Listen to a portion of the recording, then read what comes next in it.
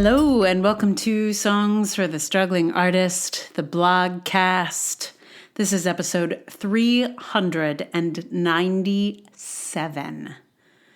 Welcome. My name is Emily Rainbow Davis.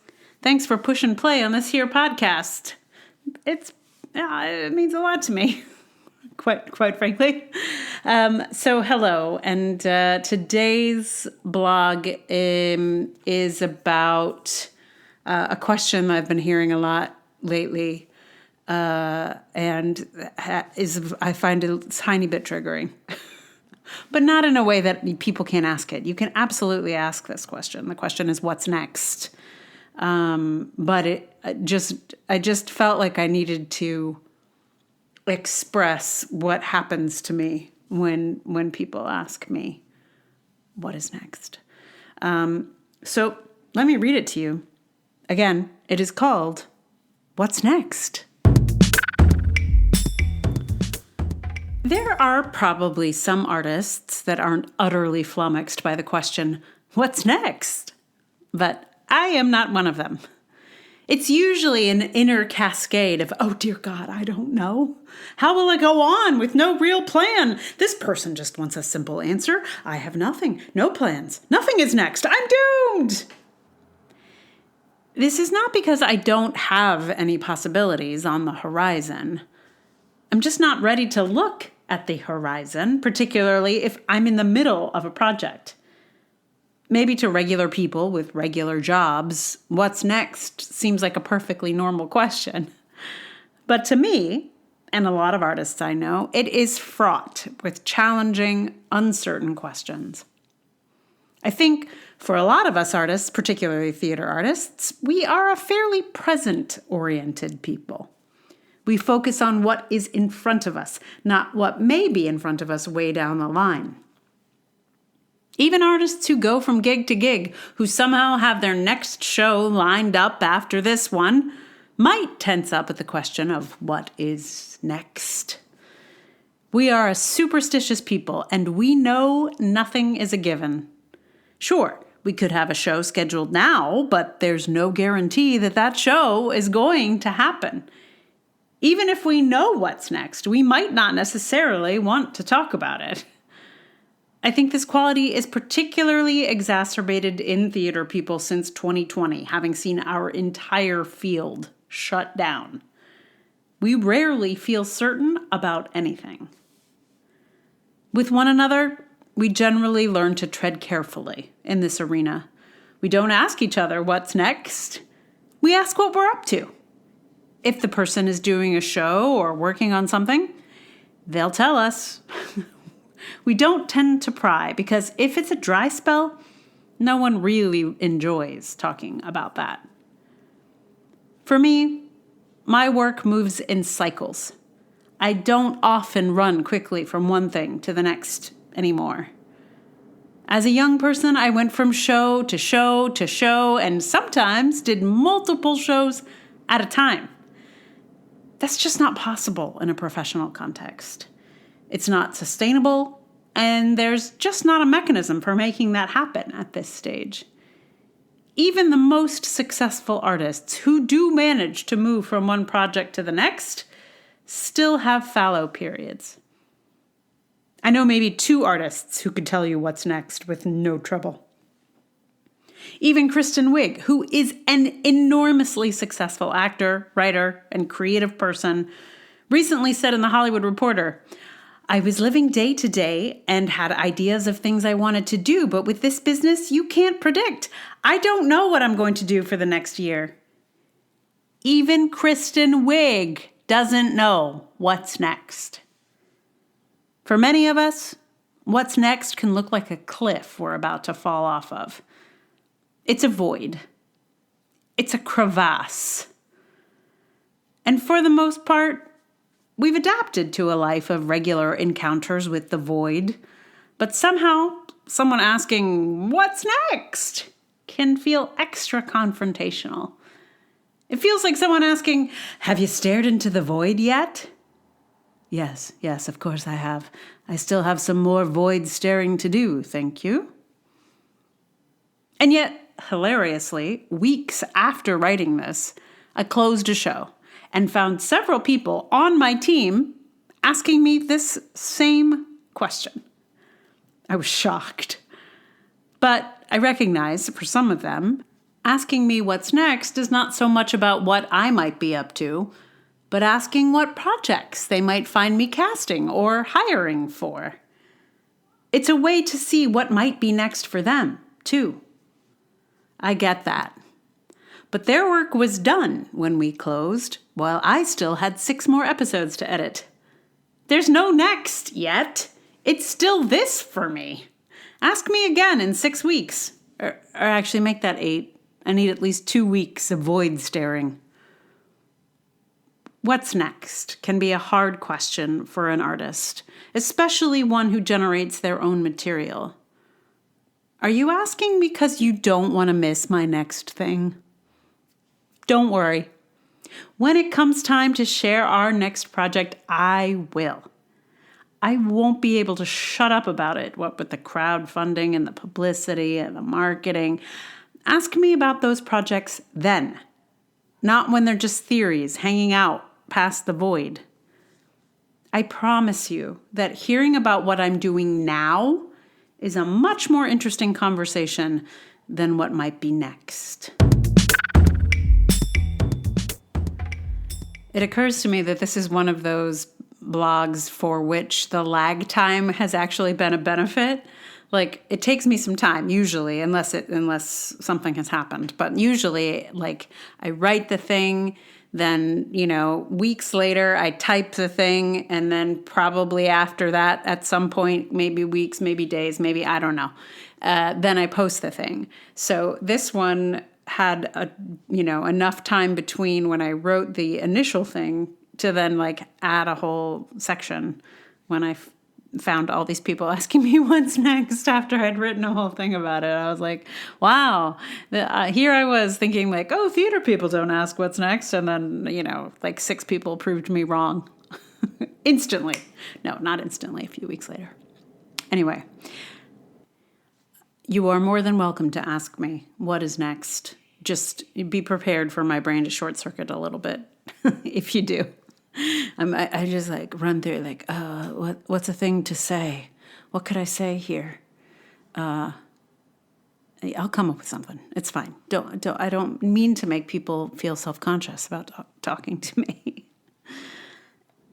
And even though I put this out on April 18th, it looks like, I'm still in a what's now situation because we have 3 more episodes to edit. So, we're still in a what's now situation. I couldn't begin to think about what is actually next because I'm just still trying to get these things done. Yeah. Well, I think too, this is a more invisible part of the labor of making a podcast. Editing a podcast happens kind of behind the scenes for everyone, even the people who are making the podcast. So it's logical. It's very logical. But it is still a what's now situation. Anyway, what do I have as a song for you? Well, I thought, maybe there's a song that's called What's Next or something. And I was really thinking, probably there isn't. I'm going to have to come up with something else. And then unbelievably, just I did not know this song existed. But Elvis Presley recorded this song for his film Double Trouble, I believe it is called. This song is called, you won't believe it, it's called What Now? What Next? Where To? Thematically, it's got nothing to do with what I'm talking about here, but it has both phrases that I was interested in, what now and what next. If you see the blog, you'll see that the image I found for it was a wall painting of what now. And I felt and feel, I think, that what now is even though it's basically the same question as what next, is somehow easier for me to stomach because now includes this moment. Could also be what comes next, but it's also right now. Anyway, I had a good time recording this Elvis song that I had never heard before. And I'm going to play that for you in just a moment. But meanwhile, thank you so much for listening. It does really mean a lot. So, if you'd like to support this podcast, many things you can do. 1, you're doing it already, you're listening to it. 2, you could subscribe in your podcast app, write a review, give it all the stars that are available to you to give. If you'd like to support it with dollars or whatever currency you use, you can do that on patreon.com/Emily R. Davis. There's also PayPal. There's Ko-fi. You can become a paid subscriber on Substack. And right now that's it. But there could be more in the future. You never know. And mostly thank you again for listening. So, this is a short little song. I've made it a little bit longer than the recording that I heard. And I've added some harmonies. I don't know what else to tell you about it. It really sounds like it is a quintessential Elvis Presley song. And hearing him sing it is like, yes, that's Elvis singing this. I can't believe he didn't write it, but I guess he didn't write most. I don't know about Elvis's writing. I have suddenly discovered about myself. He wrote some of his stuff, right? I don't know. Oh, now I'm going to have to look. Okay, I looked. I'm stunned. He recorded over 600 songs. 600. 600. Didn't write a single one of them. Not one. Apparently, he received a fair amount of songwriting credit on a bunch of them because of the publishers wanted to make sure they were hits, so they wanted his name on them. But he did not write one single one of his songs. I had no idea. I really didn't know that. That's amazing. Well, I guess other people knew how to write a quintessentially Elvis Presley song. And in this case, those people were two guys called Hal Blair and Don Robertson? I don't know. Anyway, new information for me, probably common knowledge. 600 songs this man recorded. That is a lot of songs. Now, I guess I have recorded a fair amount because I'm coming up on the 397th blogcast, and I recorded a song for most of them. And I recorded some before I did this blogcast, so I guess 600 songs is not that far out of the realm of possibility for me, and I'm not Elvis Presley. So, whoa. Anyway, I did write some of mine, though. Hey. So, hey. Not recently so many, but, at least one recently, so that's something. Anyway, I'm gonna stop talking here and give you what now, what next, where to.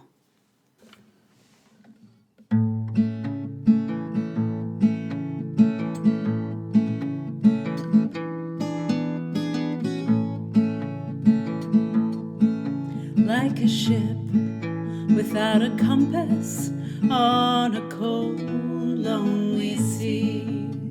No beacon light of love to guide me through. I lost the only treasure that means anything to me. What now? What now? What next? What next? Where to? I thought I had a love that would be mine eternally. I felt so sure you'd be forever true. Now everything I counted on has crumbled under you. What now? What now? What next? What next? Where to? Where